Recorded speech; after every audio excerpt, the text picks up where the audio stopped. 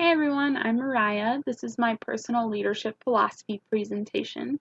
Within this assignment, I have created 5 philosophy statements that I believe really show my values of leadership. I reflected on past and my current experiences that I have with leadership. They all relate to interpersonal skills we've talked about in this class, such as communicating, active listening, and how different leaders have different qualities.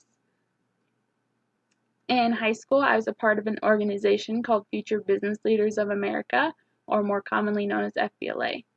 Within that organization, I held many numerous leadership positions such as class representative, historian, treasurer, and even president of the entire club. My advisor was an amazing teacher about leadership, and she instilled in me some of the qualities I have. I thought I knew a lot about leadership. Then when I started taking this class, I learned new ways about being a leader. I think it's important that you can improve upon yourself and your own leadership capabilities. I look forward to implementing my new skills as in my position at the university for the Club of Athletic Training Student Association. My first philosophy is leadership is possessing a lot of different characteristics that work together to direct and communicate with others around you in a positive way. This is my definition of leadership, and it's almost vague. I think leadership is having a lot of different qualities. I have different qualities than all of you listening to me, but that still can make us all effective leaders. I want to model myself as a positive leader. I had role models that were positive leaders that really influenced me. I know there are negative leaders in this world, but for me, they don't have the positive outlook on life and they don't have the positive attitude that I look forward to with look forward to hearing from my leaders around me. With being a leader, it's important to keep people motivated.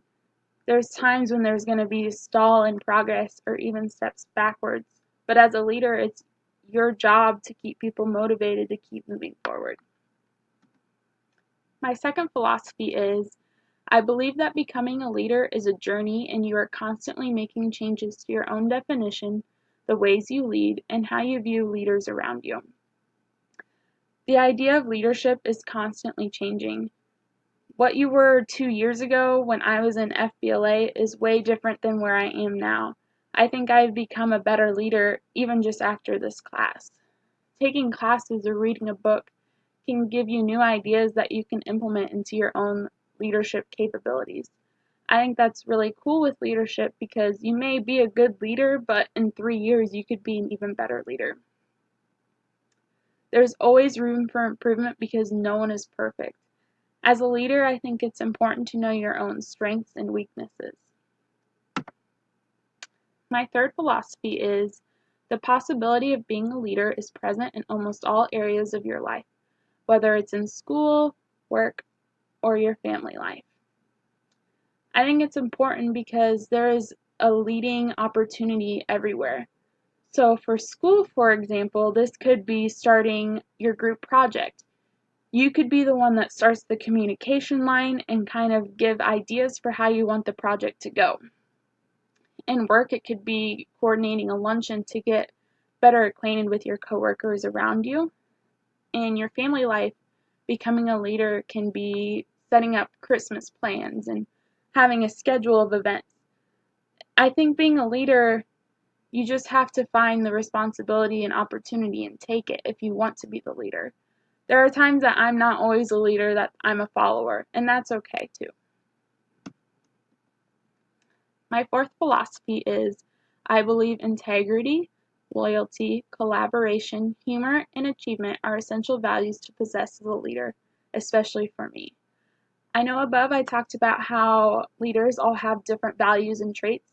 The traits I listed are what are important for me, but not everyone has those values.